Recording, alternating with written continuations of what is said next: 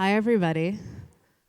My name is Jova, and I am the co-director, artistic director here at the Museum of Contemporary Art Detroit, and I am so grateful that this is where y'all have decided to spend your Saturday afternoon. Thanks for being here. I'm going to try really hard not to read off this paper too much, but we're here today for a panel on the Gun Violence Memorial Project, which is our major exhibition located here in the Woodward Gallery. The Gun Violence Memorial Project is a deeply personal as well as deeply political installation that speaks to the epidemic of gun violence, something that we face across our globe, specifically within our nation, and that the state of Michigan, the city of Detroit, is no stranger to. This exhibition, this presentation, is built on a labor of love, and before we get into our conversation, I do want to thank the MOCAD staff team for all your efforts in realizing this beautiful, beautiful presentation for our community, so thank y'all.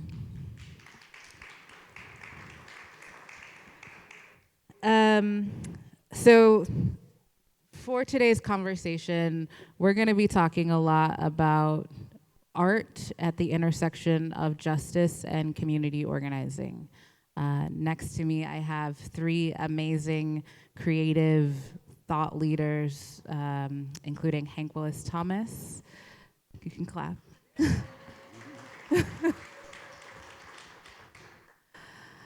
Alia Harvey-Quinn. And Amazi of Mass Design. I'm going to ask each of you to sort of share a little bit about yourself and your sort of relationship to the project or to work around gun violence prevention, as these three people have incredible bios that are too long to read. So I think we're going to start with Jadi. That's fine by me. I did not know that was the plan, but good afternoon, everyone. Thank you. I'm glad y'all knew that was actually a call and response. So many ways to answer this question, but I suppose I'll give it in two ways.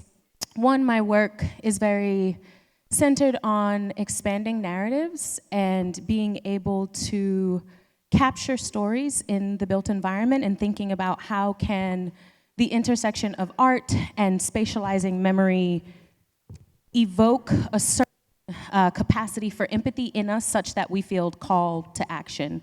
And so there are ways in which I do that both as a spoken word artist / community organizer and as a designer and principal at Mass Design Group, where I am the director of our Public Memory and Memorials Lab, which is a portfolio of work that is asking these questions around how can spatializing memory really drive collective action and inspire it for future generations? And so this particular project is one of the longest running projects in this lab and has truly informed a number of ways that we think about catalytic and cathartic engagements with our community partners and ways in which we can actualize healing through these conversations.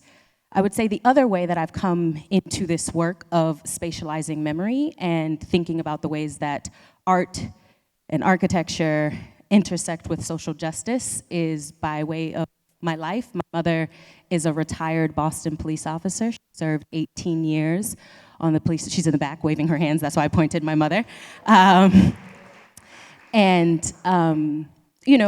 We both born and raised in the city of Boston and have had gun violence impact us personally from multiple perspectives, both having family members shot and shot at, and then of course my mother being on the opposite side as a Boston police officer and really being conflicted with the perpetuation of violence and harm in our communities and the ease in which guns are so readily accessible to our communities. And so being able to work with this team to grapple with this has been really personally transformative as well as professionally impactful. So.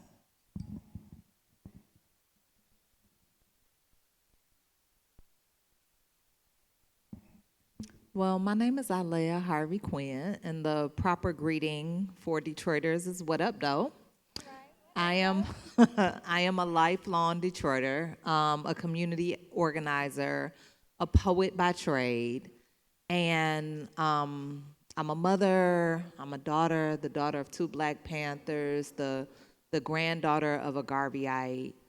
And when I began to do community work, I attracted young Black men who wanted to they wanted to be, rap stars.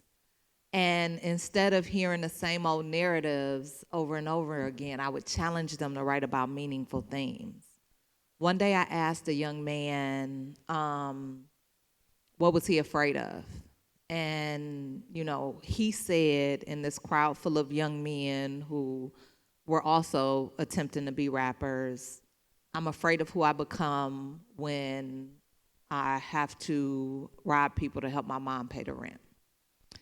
And, this was a gutting and deeply vulnerable statement for the whole group. We stopped, we cried, we talked about the trap, these cycles of incarceration, violence, and street activity that many of the young men in the circle were familiar with in just trying to navigate their daily experiences. And so I began trying to do just some little activity to pay my kids. One time we were flyering for a civic engagement event, and gunfire broke out on the block. And we stopped flyering immediately, but this is the neighborhood that my kids live in. So essentially we stopped. I took them home to where the violence was, and I went home to another neighborhood. And, over the course of time, I began to feel like my work was menial, shallow, after being raised by Black Panthers. And as a community organizer, I started researching for solutions and fighting for change. And I'm happy to say that all these years later, we've won that change. We've built the systems, we've done the research. And although any life lost is way too many, we are celebrating a 50-year low in violence reduction in this city today. And it is because community led the way. No matter what they say, community was at the heart of it. This is the efforts of community mamas and community babas working together with people at the center of violence to reduce violence, to help heal, to offer solutions that are rooted in root causes and not just plain out retribution. I want to offer a thank you to the artists here on the panel with me and the MOCAD team for uplifting this theme. It's super important that the issue of violence is talked about and appears in spaces where otherwise it might not, because it's an issue that cuts through class, it cuts through neighborhood, it touches us all, if only peripherally, by fear. And so we need to be in community solving this problem and humanizing our experiences together. So thank you for this.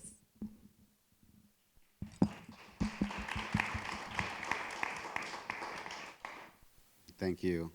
My name is Hank Willis Thomas. I am a person, and at the end of every day and every morning, all I can ever hope to be acknowledged is that. And so most of my work, which can take the form of being an artist, but is really just breathing and attempting to impact the lives of others around me in a positive way from moment to moment. My personhood, and I would love to believe, has value, and a lot of that needs to start interior, here, but through social conditioning in the United States, I have learned that lives like mine or bodies like mine don't necessarily always deserve to be acknowledged with full personhood. And so throughout the past 25 years, I have been used various creative techniques to call to attention and challenge that idea that certain lives are somewhat less valuable. And again, that always starts internally. And I think about my cousin Songha Thomas Willis, who was born 53 years ago yesterday, who was shot and killed 25 years ago in Philadelphia, Pennsylvania. And my life up until he was killed was really, my plan was just to be his background dancer. And I remember, because he was in Philadelphia, he was at a club, and we came home when I found out, and my roommate, one of my roommates at the time, said that the hardest thing about hearing the son was shot and killed on those circumstances that he didn't have to ask whether or not the killer was black. And I thought a lot about that, about why was it so easy to make that projection, and then read Department of, I guess, Justice statistics that said that like 92% of black people were killed by other black people in the United States, and wondering how much internalized hatred contributed to that. This was at the time before, like before, like right after Columbine, but before mass shootings and school shootings became a fad, and thinking about how our country has become, in some ways, a war zone, where since my cousin was shot and killed, there have been over 500,000 people shot and killed by other people in this country, but more than 500,000 people have shot and killed themselves, and that doesn't even include the tens of thousands of people who are shot and survive as a result of the advancements in medicine, as a result of foreign wars, in part. And so I think a lot about how we live in a society where I grew up playing with toy guns and playing with toys that had guns, and how much we fantasize around violence, we fantasize shooting, but also really haven't kind of reconciled with the impact of that in our daily lives, or even come to terms with that.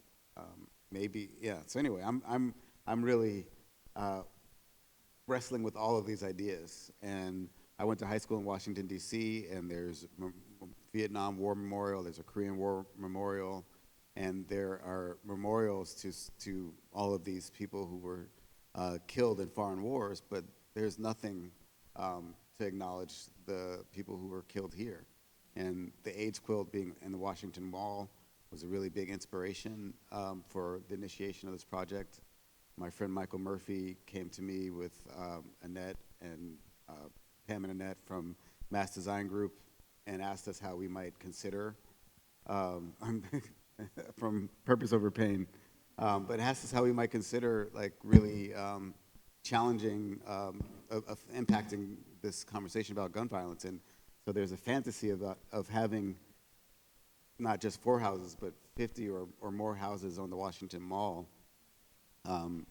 as a way to call attention to this issue. And you'd think that having a president who was shot and almost killed, there might be interest in that. We'll see what happens. Yeah, I think, first of all, thank you, Hank. I want to just say how amazing it is to hear each of your stories and to know that creativity is actually at the crux of each of your lives, whether through poetry, community organizing, the intersection of both, and being a human. And I'm, a question I often get asked about this project is, why the shape of a house? I think something that was important in bringing this project here to MOCAD was thinking about visual representation of current issues. And so it's different to hear the number 700 people experience loss in their family, or 700 people die of gun violence every week, versus seeing it. And so thinking about that sort of statistics guiding different policy reform, guiding different ways that we navigate sort of governmental systems around it. And I'm curious if you could talk a little bit more about the decision of the House. And then I'm gonna circle back on your comment in a minute, but just to kick us off. Sure. So the decision around the House was multiple things. One, there is an instance or an understanding of the domesticity of gun violence in this country. As Hank just said, majority of gun violence deaths in this country are actually suicides. About 2/3 of gun violence deaths in this country are suicides. And so there's this understanding that it's really impacting our homes. The other side of that, though, is that gun violence safety and gun violence prevention, the training around gun violence, the psychology around gun violence, the fact that so many of our children are playing with toys with guns in it and it's glorified in our media and et cetera, the retraining around that should and could begin at home, at our dining room tables, at our kitchen counters. And so we really wanted to insert a layer of the importance of the domesticity into this project by way of the form. But also, we wanted it to be familiar to folks. We wanted people to step inside of the houses and feel comfortable with the space, knowing that there was going to be an inherent discomfort with grappling with this issue, with understanding the loss of life. And then lastly, in the conversations that we were having about the project, it was important for our team to be able to represent both the intimate and the infinite, right? So how could we represent the massive, quite gross statistics, the enormity of this epidemic, the infinite number of people who are impacted by this, but also bring it to a scale of intimacy that evokes deep empathy from folks like yourselves who are walking in and around the houses. And so that form, that shape, that scale of that is something that allows us to be able to do that and to understand what form could house these really beautiful personal objects. All of that is what ultimately contributed to the form and to the scale and to the materiality of this piece. Well, and also thinking about throwing rocks at a glass house, that we talk about the shame of it or sadness of it, but we actually are living in it. There's something that I wanted to call attention to. I also want to call attention to, I don't know how many people are here, but if you can, everyone just look around and just think for a moment that today, more people than if all of us could be shot and killed today, everyone here, or tomorrow, because on a daily basis, about this many people are shot and killed in this country, and we don't even think about it. And we don't think about the ripple effects. So think about all the people who would miss you if you were killed today in a violent way. And that kind of reminder, I would love for us to start to really reflect upon like the deeper impacts of it on a personal note. And so within these houses are that intention for us to think about all of the other, not just the individual person, but the artifacts were donated by people who love them or were impacted by their lives in deep ways. And those people were no different than any one of us. And I really would love for us to really take a moment to honor ourselves through acknowledging that you all came out here today, and to tell the stories, share the stories that you take away from walking in these houses and maybe taking a picture or sharing something that you see to invite other people to reflect on that. Yeah, I think just to call attention to Pamela and Annette, who are the two incredible women who you see here, who co-founded an organization called Purpose Over Pain, who was a key partner for the first iteration, as well as the ongoing life of this project. Some of you who were here last night might have seen a bunch of incredible mamas who were wearing blue shirts with the Purpose Over Pain logo on it. And I'm wondering if you can actually talk a little bit about their work and their relationship to the project as well, because also Alia and the work that you do, there's overlaps with this group too. Sure. So Purpose Over Pain is based in Chicago, and Pam and Annette co-founded the organization after having had their sons taken due to this epidemic on separate occasions. So they unfortunately met under these circumstances of grief, and since then have been providing services to other family members who are experiencing gun violence. And so what they do is they provide resources around grief counseling, resource access, funerary services, and of course advocacy towards ultimately ending gun violence. And so they are the two who approached Michael and Hank in 2018, and you know, they basically asked, what would it look like to create a national memorial to victims of gun violence? How do we scream from the rooftops to this country the impact that this is having on all of us? How do we explain to people that this is not just a city thing, a regional thing, a certain type of person thing, but that actually this is rippling through our communities? And what it was is that they wanted to be able to bring visibility to the policy work and the advocacy work that organizations like theirs is doing across the country to change the laws, to change the ways in which this country glorifies gun violence. And so their work is absolutely amazing. I cannot tell you how many times our team at Mass will call Pam or we'll call Annette and how are you doing? Are you prepared for this thing? We're gonna see you soon. And the stories they tell us about where they just came from, what call they just got out of, why they can't make it to X, Y, and Z event because they actually have to deploy their whole team to one family who lost multiple people in a single event is gut-wrenching, and it's heartbreaking. And these women show up every day, ready to go. And I wish that most of you could have seen it. I know some folks were here last night, but they come in with a fierceness.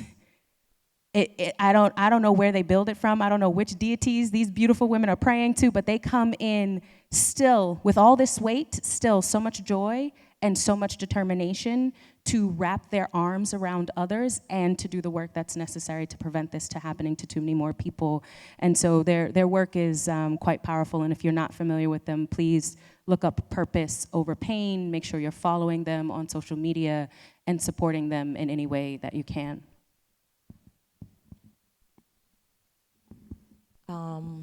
First of all, how beautiful is it? How incredibly complex it must be to start this type of work in the wake of your grief. So I want to just start by honoring anybody who has lost a loved one, but especially if you are here to view your loved one and their artifacts in this display. It's incredibly chilling, and that's all I can say. It's haunting. I mean, I met Purpose Over Pain in the advocacy work that we were doing nationally, but we've had some limited connectivity. How would you like me to draw a thread through to Detroit here?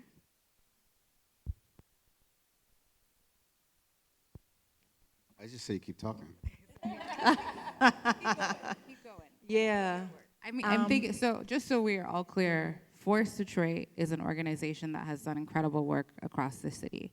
Yeah. In the district that it's located alone, there has been a 70% decrease in gun violence, which is incredible, right? And that is community serving community, right? Yeah, we can clap for that. Yeah. So I'm happy. I'm happy to talk about that. Yeah, and it's hard to talk about that without acknowledging the work that some of the brothers in the city were doing on the forefront of my work. So when I got started doing this work, I was just trying to support the work of Yusef Shakur. This is a brilliant scholar and community leader who is based in Zone 8. And does some work with, I think he now leads the, I'm about to get this wrong. That really sucks. But his name is Yusef Shakur. And he was convening a bunch of revolutionary brothers off of Grand River and the Boulevard in a bookstore that he was running at the time. And the goal was to just be boots on the ground and respond to community crisis without that being led by police. And then enter Zeke with New Era Detroit with a similar vision. And then we see, Yusef Shakur and so many, not Yusef Shakur, Negus Vu of the People's Action, Malik Shabazz, Detroit 300. After a while, I started seeing this pattern of really, really grassroots organization, boots on the ground organizations, unfunded, unsupported, and they were doing things that, made communities' hearts swell. They were hosting events, packing out places. Now, I worked in the nonprofit industry, right? We would get these little meager crowds that were minimally excited but really just wanted to eat the food that we were going to provide, right? They would have meetings that were more like community festivals. Like if you ever go to Yusef's backpack giveaway, it's more like a community festival. Same with New Era Detroit. And they were sort of heralding that there were innovations in safety that they could lead. And I was like, damn straight. And so I went to fundraising and to trying to systematize that work. I went to started doing research and looking into national best practices. We built a coalition, and the coalition was mainly comprised of these types of brothers who were on the forefront of this change. And we went to Oakland to see what they were doing to reduce violence. We went to Chicago. We went to Philly and New York, and we met the national leaders of the CVI movement, came back home, customized it for Detroit. We advocated at the city and state level, and we won. We won the Shot Stoppers program at the city of Detroit. That is what has reduced violence by 50%, 70% in our neighborhood because we was clowning. Joy Road, exit 7. But really, we got change. We were able to see change all over the state. We were able to see public funding all over the state, policy change, legislators interested, and it's an across the aisle issue, right? Safety is an issue that hits home for everybody. On the red side of the aisle, while these are not friends of community, CVI saves public budgets. So if you care about the public budget just without looking at the value of human life, CVI investing in humans on the front end of a crisis will reduce hospital costs. It will reduce penitentiary costs. It will reduce detective costs. And so the benefit, according to the research, not according to Alia, the benefit is to our public dollars. But if you care about human life, right, it's absolutely invaluable to be able to look at somebody who is in their darkest moment and give them life-saving supports like housing, mental health support, and walk them into a lighter version of who they are. This provides jobs for community members who we often think are unemployable. It just creates this whole ecosystem of healing where we reinsert neighbors. And this is, if you've been following the devastation of Black and brown communities, I think, one of the questions we get asked often is, why is this happening? Well, there's this huge narrative around what are Black men valuable for? And, I won't say how Black men would answer this question, but I will say that our cultural products suggest that they are valuable for two things: protection and provision. 72% of our children are growing up in abstract poverty in Detroit. That's just according to the research, right? This is a research data point that comes out of an Annie E. Casey Foundation study. So about 55% of our Detroit population, when I did the research, didn't qualify for about 70% of the new jobs because they required some college background, right? And so then if you've got young men where their value is based in how much money they can spend and how much they can protect people, you've got a climate that's ripe for high-risk activity of all sorts. And what happens is our mentors show up and they say, you really don't want that life. You really don't want that option. You wanna come with me, I'll partner you with a counselor. We can do some life-changing things. We can give you some opportunities that set you on the right track.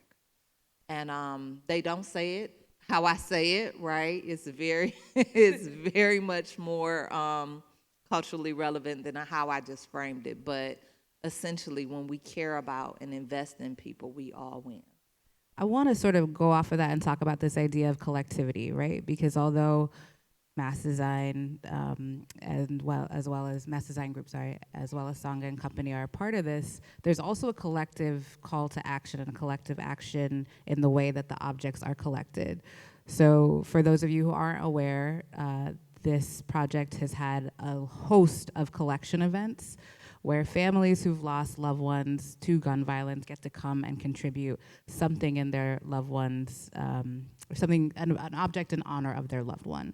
And that is a range of things, right? And so I want to talk about that a little bit more because I think in your work in doing policy change, changing lives, and all of our work, it really is about collectivity and community, right? And this idea that we are the ones we've been waiting for. And so, I know for us on the ground here at MOCAD, collecting some of the objects was a very humbling experience in humility and in grace and in the importance of community. So if y'all can talk a little bit more about how that sort of guides this project, and just what that significance is as this project has continued to evolve. I mean, as somebody who was very much so outside of this project, being seen, like not feeling like your loved one is just gone and nobody cares but you, is just incredibly transformative. Being in community is a special place for grief. Yeah, the project is a physical manifestation of the process. The process is actually what we are focused on in terms of the capital P project, right? And these object collection events have taken place across the country in partnership with numerous gun violence safety, gun violence prevention organizations. And the intent there is to invite family members to come and, of course, contribute the object that they've chosen for their family, but it's also to reflect on that person's life and reflect on their own life as survivors and what this loss of life means for them. And I cannot tell you how many stories this team is holding from those events. So many people talked about how this was the first time that their family named their loved one out loud, because as a family, they had to talk about whether or not they were going to contribute to the project. Folks talked about the process of selecting the object to donate was the first time that they went back into their child's room. Folks talked about how this is the first time that someone has asked them to go at great lengths about their parent. Nobody has asked them in years, tell me what your parent loved to do. Tell me why they were so good at art. Tell me something about them.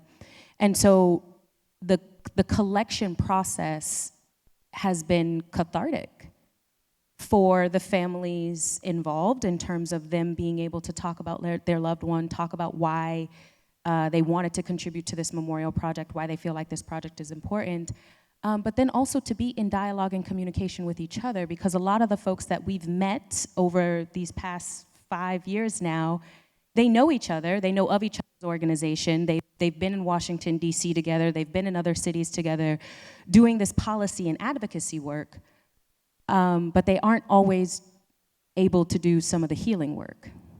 And so being in the room focused on their stories has really been a beautifully sobering, transformative process for everyone involved. And we ask folks if they're willing to be interviewed or photographed with their object and talking a little bit about why they chose it. And so if you've had a chance to go into the space, the film that's on the opposite side of this intro panel has some of those stories, and you hear first-person narratives about some of the things that I just mentioned, which is a very important layer of this project. It was one aspect to be able to see the objects and to see the names, but it's very important everywhere this project has been, the video accompaniment, or either the visual or the audio of these interviews has always been part of it as a multi-sensory experience for you to be able to hear these first-hand accounts and experiences of those who have decided to contribute. And thank you to Maggie and Sam, who have been integral in a lot of those moments. Raise your hands. It's been a great team. I think something that has been interesting for me being here at MOCAD is this question of what is art when it comes to this, right? We often use the word social practice or the phrase social practice to describe opportunities where there is an artwork created in collaboration with communities or cross-collaboration between various organizations. And the work of socially practicing being something that is often used to create policy change, all these things. And so I think this project for me is exciting and interesting because that word is never used, or that phrase is never used. And I think that's so important because I think, going back to what you were sharing, Hank, about how you move in this world, like the fact that this is just what we do is something that is so powerful. And so, in some conversations I've had with people, it's like, yes, but where's the work? And as you said, this is the work. The process is the work, the coming together, the storytelling.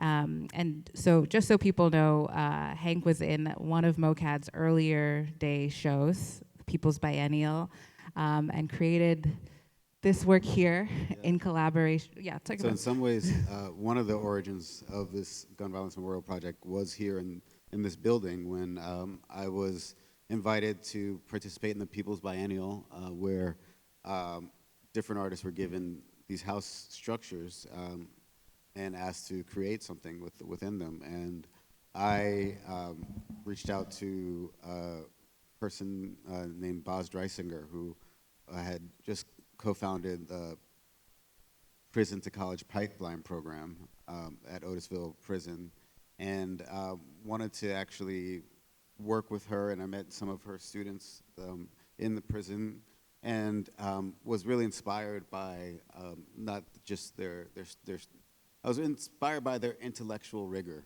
by their curiosity, by their intelligence, and wanted to actually highlight that in a way that was not kind of too overt. And a lot of them had been doing assignments, but some of them had been writing just on their own, making comic books, writing poems, writing songs, but also essays. And so we actually created this project called The Writing on the Wall, which was filling the walls of the interior of the house with the writing of these people who, at that time, and many of them still are incarcerated, but some of them are now college graduates. And so it's really was a really exciting opportunity. And so I think when it can't help but to think that 4 years later, when we started to do this project, that this was not there, and wanted to make a somewhat simple gesture that actually could have some resonance without kind of being too over the top. So thank you to MOCAD for this Full circle. Full circle. So, in addition to the installation and the video, we also have a little collection of books, as well as a call and response in the exhibition space, where we ask folks what they saw, what they felt, what they heard, but offer an opportunity for learning by reading. And I bring that into this space because I think America is in a very scary and challenging moment. And I know we talked about this, and I was not gonna bring it up, but I think it's important to note, and I apologize, board members, I will send you an email on Monday. But the funding for this exhibition came largely from the NEA, and that was just terminated as of 9:44 p.m. last night. And so I bring that into the space. As Hank mentioned, this is somebody who's been shot, who's experienced gun violence. And I think it's important to note that this isn't a red or blue issue, this is a human issue. This is a crisis that we face. And the stories, there's so many different cultural representations in this installation. It's actually really beautiful, because it really uplifts that note that we are all human beings at the end of the day. And so as we're challenged right now, not only is funding being cut to museums and amazing exhibitions like this, we're also facing funding cuts in terms of gun violence prevention across the city, across the state, funding that literally prevents the loss of life. And so this exhibition installation as a rallying cry, right, it is actually a call to action. It is something that if you know nothing about, you can post up, read a little bit about healing, about grief, about the numbers, and do something in your communities around. Please go ahead. Yeah, Force Detroit recently was informed that we were to lose $2 million. Along with other community violence intervention organizations across the country. And so not only is this administration saying we don't care about your lives, they're saying you don't get to tell your stories about your loss. It's a comprehensive sort of approach to apathy regarding human life. So, with that being said, what are we in the room willing to do? How can we, as people who love art as this thing, people who are committed to life, be a part of the ones we've been waiting for to make this change? And so, a lot of people have been asking me, what do I expect people to experience in this exhibition? And I said, I actually don't expect anything. I am opening an invitation. And so I know we're low on time and we're going to go to Q&A in a minute, but as much as we've been talking about the heaviness of loss, I would love to hear your perspectives on life in terms of this exhibition and this project and what that means for each of you.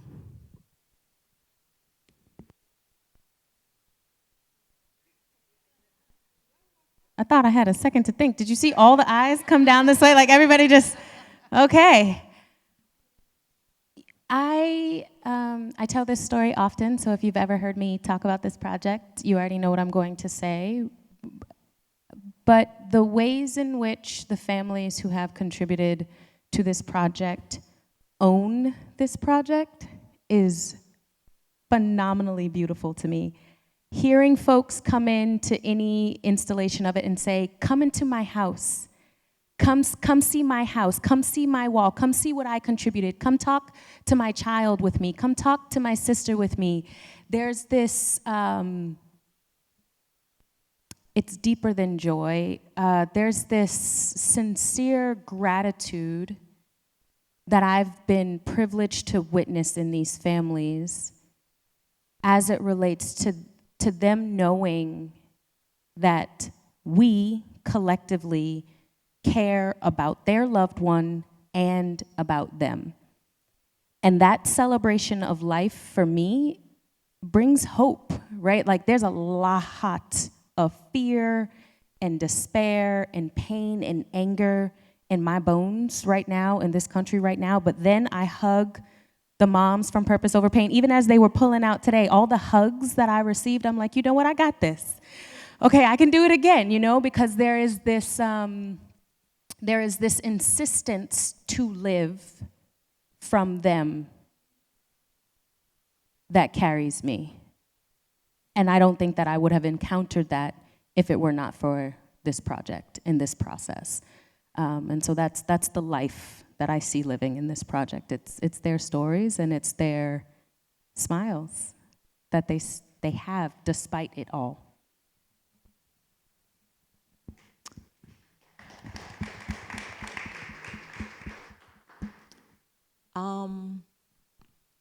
I remember when I was not doing all the grant writing myself, and I was hiring a grant writer for Force Detroit, a Black woman, and I was, you know, going back and forth with her about the narrative that we were building, and she said to me, "This is not the Detroit I know. Do you think you're exaggerating your story?" And I said, "Why don't you come down to the office and meet my people?" But it was a testament to how you could be, you know, even a Black person in Detroit all your life and not touch this world where people are plagued by gun violence, where cyclical violence is real, where you might walk outside, see somebody shot, and see nobody attending to them. And when I think about life in conjunction with this particular project, I am ecstatic that it's getting out, that the word, that conversations like these are being had outside of the normal people who are talking about violence as an issue. I am glad that people who might not be touched intimately by the issue care enough to show up. And I'm hoping that we begin to look at this issue more and more as an issue that touches us all, and that we show up to advocate around safety for, you know, everybody in community, right? When we think there is a lack of safety, that touches us all. And so this healing work should touch us all. This memorial should touch us all. And hopefully the word gets out to more and more people.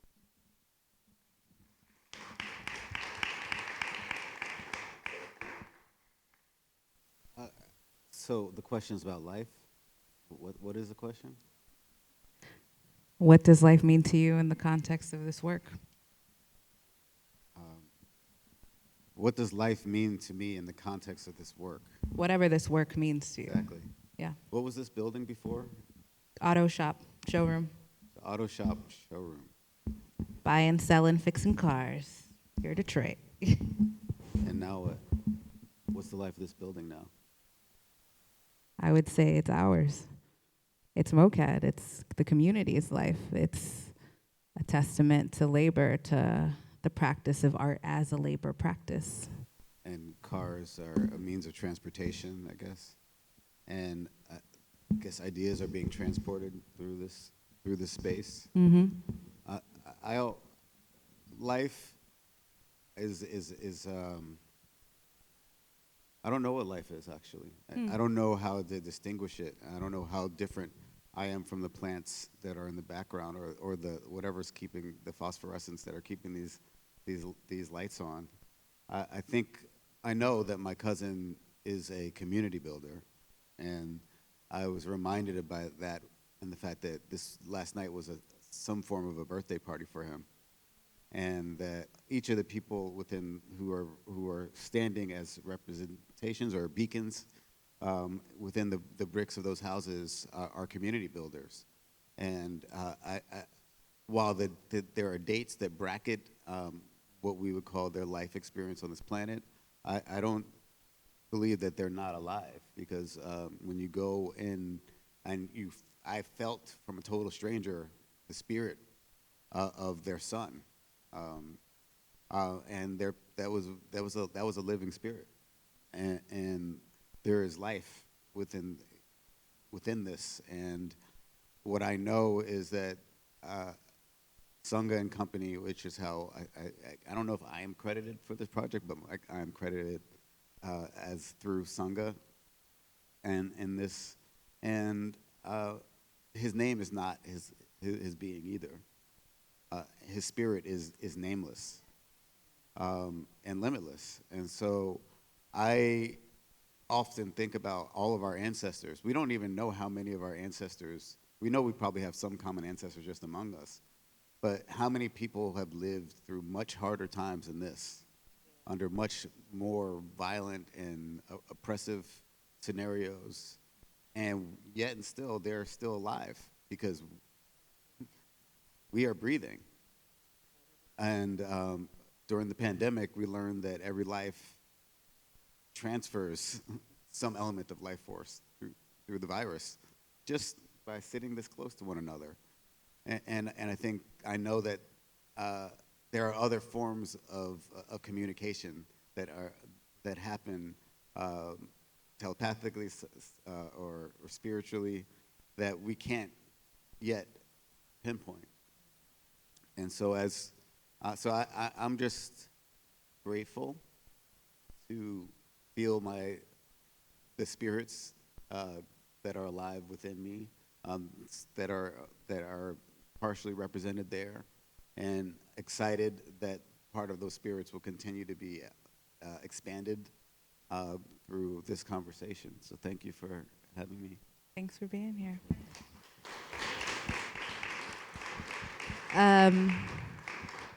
I want to open it up for Q&A, but also to just say that on June 21st, we are having our next collection event. So please share with your neighbors, with your homies, with your family members, that there are more opportunities to be a part of this amazing project. So a couple of questions. We got a couple minutes.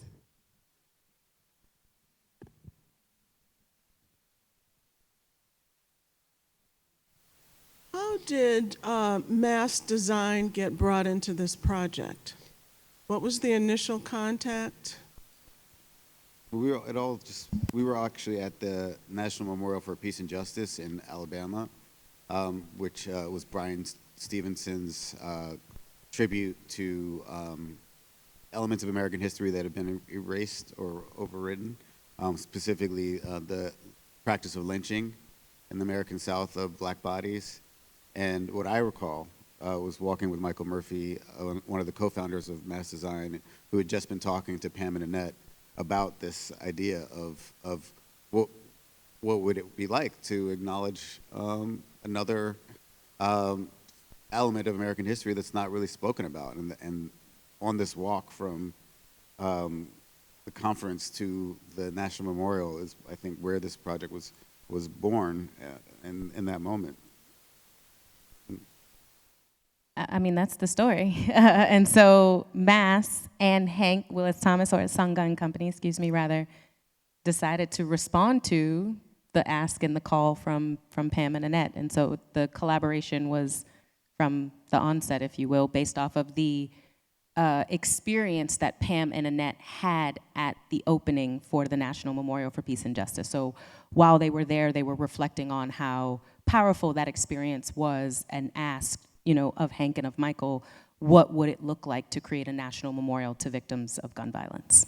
And again, those are people who died a century ago, whose spirits are still awake. And if you haven't been there, it's really amazing. And they wisely did not ever take any federal or state funding, and named it a national memorial even without having that National Park Service stamp. Other questions?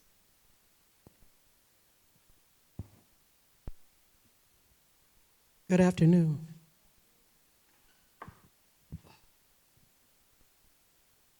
My name is Marcia Philpott. I'm also known as Marsha Music. I'm a writer here in Detroit. Very thankful for Mr. Reed, who reached out to make sure that I was here. I have been familiar, unfortunately, with some gun violence in my lifetime.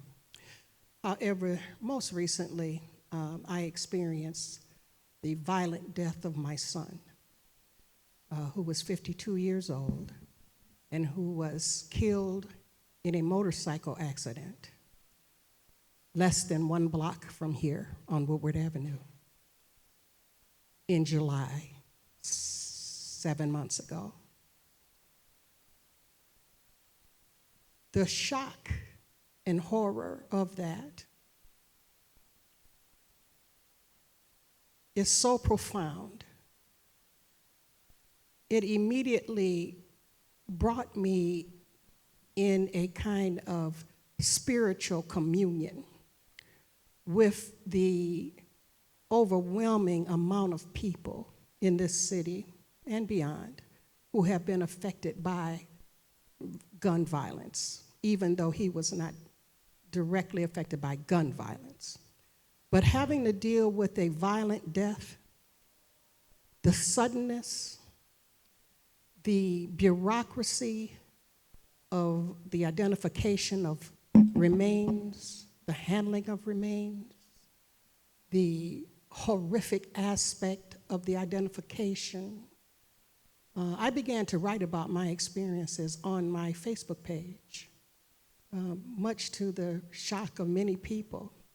However, it served to be a way that others began to reach out to me about their own experience with death and loss.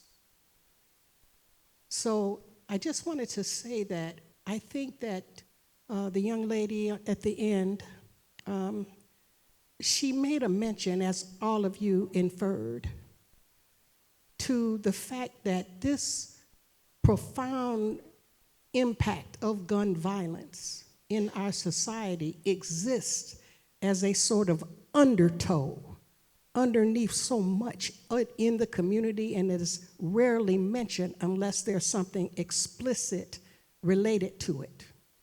But it is the root of a great deal of the trauma in this city, of the psychological warfare that goes on in communities, the revenge aspects, the profound mental and emotional pain that is being masked by other things in this community. I know this now because I have now experienced this. And the very act of trying to survive and live after such a loss is such a struggle in and of itself that the preoccupation with survival sometimes can overwhelm even other endeavors. So I just want to thank the creators of this memorial. And I would like to remind you that so much activity that took place in my generation, you mentioned being the daughter of Panthers. I am of that generation of revolutionary people. And we created so much without grants, without funding, without government assistance. We had to get in there and do that work somehow anyway. And it is real, and you have done it, and you will continue to do it. Thank you.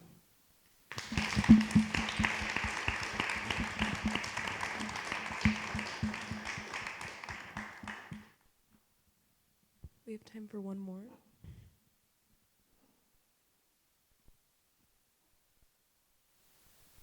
Good afternoon. My name is Sharon Madison, and I'm very grateful for being here. And I want to tell you the reason why I'm here is because of Hank's mother.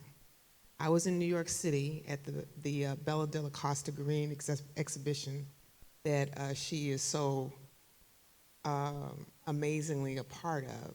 and she told me that you were going to be in Detroit. So I made it a point to be here today, and I'm so glad that I am here. I came here from an event that was surrounding mental health, and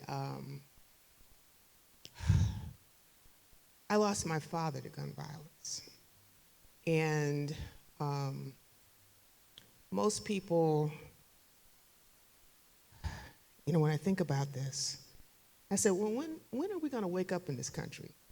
When those kids in Connecticut were killed at a school, and I said, surely this is the time. These are little white kids. Somebody's going to do something.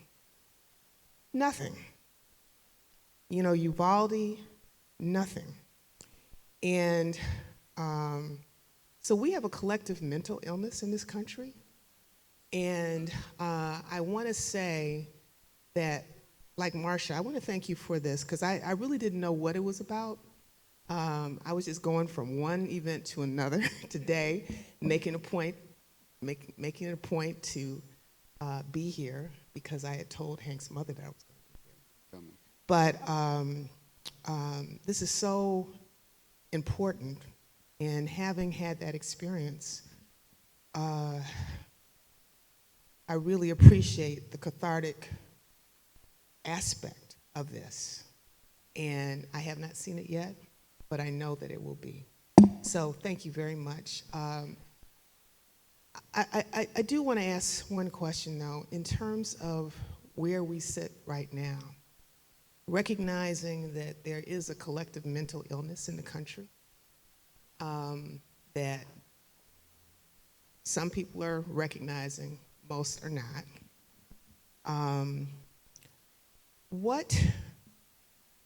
How can we connect in Detroit? Your organization I've heard of, the other organizations I've heard of, but I want to know what we as citizens can do collectively to be more supportive and to make sure that we reach our common goals. Yeah. I'm sorry for your loss. Thank you for your question. As a sister in the space of mostly men, I used to tell them that I will not fight you and win, but I will show up with love and with my heart, and I'm going to beat you at that. And at the end of the day, that's what we need in order to heal from the place that we are at. And so the collective mental illness that we have is one of apathy, and it is one of destruction, self, other, blah, blah, blah, so on. And so I think, if I've got my organizer hat on, right, I'm going to say write a letter. I'm going to say talk to your council person or your legislator or whatever about this issue. Research, join the groups. But the heart-centered work about caring for people is restorative at a micro level. A lot of the people that I have seen in the CVI space, they simply plain don't believe people care about them. And, there was a proverb that says, the child who doesn't feel the warmth of the community will burn it down to feel its warmth. And we've got folks in mass that are burning down community to feel its warmth, when we could just extend a meal or a hug or a kind gesture, and create an atmosphere where that is just a part of who we are, right? So do write the letter. Do call your legislator. Do also extend, grace and kindness at the micro level, human to human. It does make a difference. Like when you see the little boys playing basketball on the side of the road, speak to them, love on them, whatever makes sense. Buy them the ice cream from the ice cream shop. I don't know what makes sense for your context, but love on them. We actually have I have one more question in the back over here. Hi, I snuck in. My name is Lakila Brown. I am an artist born and raised in Detroit, and I also contributed to the Gun Violence Memorial via my brother. And I was talking to another artist about, I feel like I see this on social media and I hear people talking about this idea. There's a critique about Black artists sort of processing our grief and pain and other sort of like negative experiences through our art. And I sometimes hear, like, I feel like we get a lot of pushback and like people only want it to be about positivity. You know what I'm saying? Because I'm sure, Hank, you get this kind of feedback all the time. But like, sometimes when you experience this kind of tremendous loss that people are talking about, I feel like part of the way that I could get through it is to like make work about it, whether it's good or bad or whatever. But I was wondering if you have any thoughts about, I guess, the kind of fatigue that people experience sometimes when, because even yesterday, people kind of walking in and like realizing what this show is all about, right? And being like, ooh, I don't know if I can do this right now, right? And sometimes it does feel like today you have the extra energy, the extra like sort of emotional bandwidth. Yeah, and I'm just wondering about, I'm trying to form this into a question, but I'm thinking about the fatigue and the, us giving each other room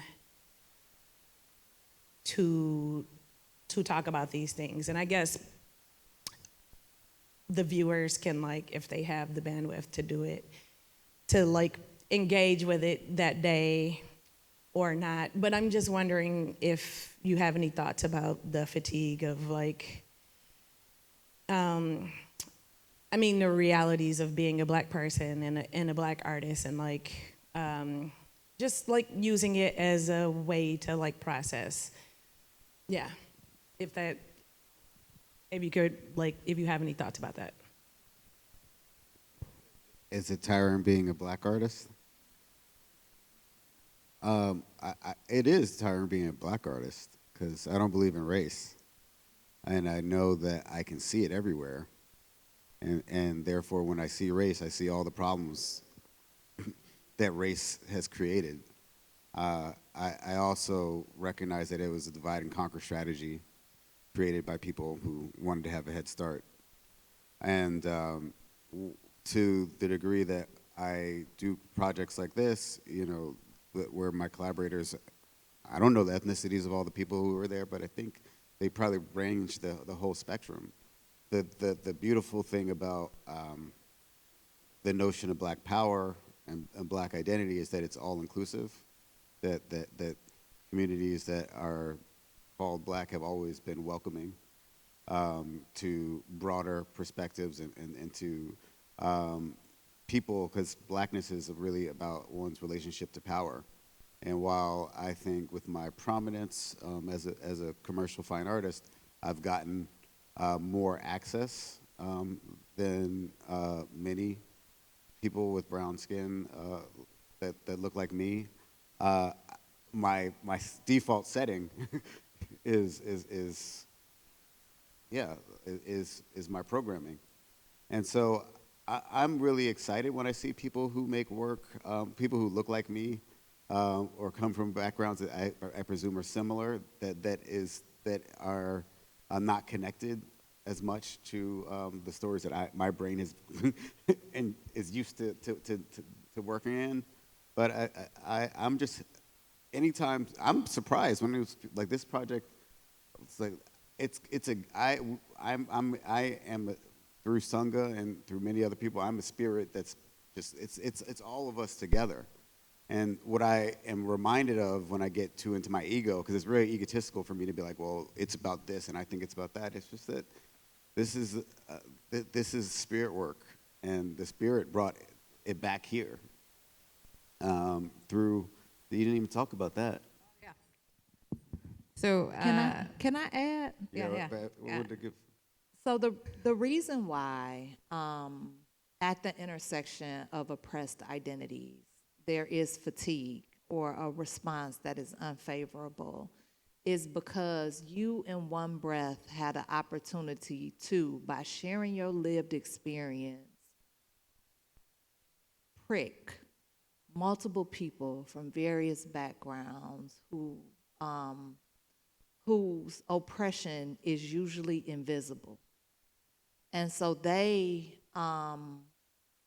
experience their oppression of you through you sharing your experiences. I would say, sis, don't stop. So when I was a poet, my work wasn't, I was writing about gun violence, right? I was writing about my family's experiences with the carceral system. And it was too gory. Like, I was light-skinned and cute, and I was supposed to be dainty. And my background wasn't fucking dainty. Like, wasn't nothing dainty about my background. I couldn't write from that perspective. And all these years later, it was a 40-page research document that pricked our administration that changed the city systems. So also be strategic and take care of yourself. So use that sort of wisely and appropriately to make the change, and dial it down when you need to make money. Okay? I know we have to wrap it up, but thank you, Lakila, for. So I want to talk about Universal for a second. And I want to say something also after that. Okay. Okay. Great. So and coincidence and happenstance and actually community. So I actually remembered that I met Hank when I was in grad school at Cranbrook, because you were in a show that Laura Mott had curated, The Truth Booth, another collaborative project, and like did a drive-by studio visit where I was working on a piece called A Cathartic Exercise in Rage. And I remember at the time I had a certain parameters for that project, and you were like, have everybody participate and see what that feels like for you. I remember you said that to me. And years later, and I'm still a practicing artist, still running this shit, but doing both. Years later, I left Detroit and went to Philadelphia, where I met Hank's aunt, who is Songha's mom. Auntie Leslie is what we call her, and then and that was just something like me and Kia, who y'all might have met last night, were calling her she's an amazing, amazing woman, historian, person, one of the warmest people during one of the hardest experiences in my career. And shout out to Emerson, who worked on that project with Auntie Leslie too, who's here. And so getting to know her, she was like, there's this project that I think you should know about. And I was like, okay. And she knew I was gonna be leaving because she knew what I had been through. And she was like, I just think you need to just look at it. And I said, okay. And it was the Gun Violence Memorial Project. And so the time and the care and actually the community that's been cultivated through making this project happen at MOCAD has been tremendous. It's been amazing working with Sam, Maggie, Bethel, so many people who are a part of this. It's been amazing getting to better know MOCAD's staff team, who like literally we took turns placing the objects together, every single one of us. And so that like spirit of the universal. For those who don't know, Lakila had her first major solo museum exhibition here at MOCAD a year ago. And so thinking about my work with Lakila, getting to know Lakila, creating intimacy, and learning about Nate's story, and Lakila sharing it here. So I say this to say, you never know what's gonna happen.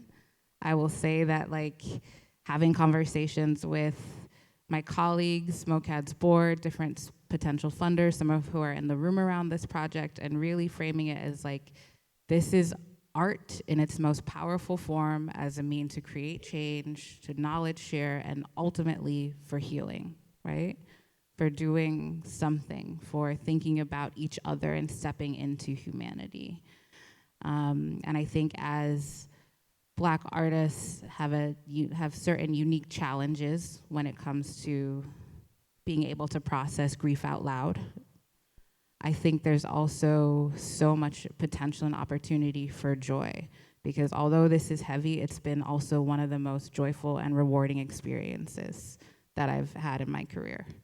And that's what I wanted to talk about. Like, we'll talk more, but there is this connection between Black pain and Black joy.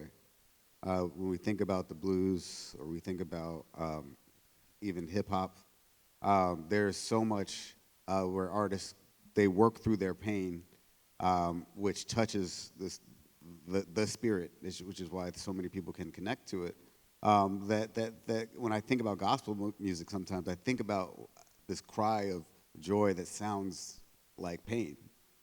And so getting connected to that spirit, that feeling, and maybe not being stuck in it, which is what I see when I see your work, is where it becomes liberatory. But if we're not willing to go into the pain, how can we actually really access the joy? Thank you all for being here. Please see the show. It's up through August 10th. Thank you all for being a part of this conversation. I just want to remind everybody that MOCAD's mission is rooted in showing the best of contemporary art. And I believe strongly that this is some of the best. So thank you.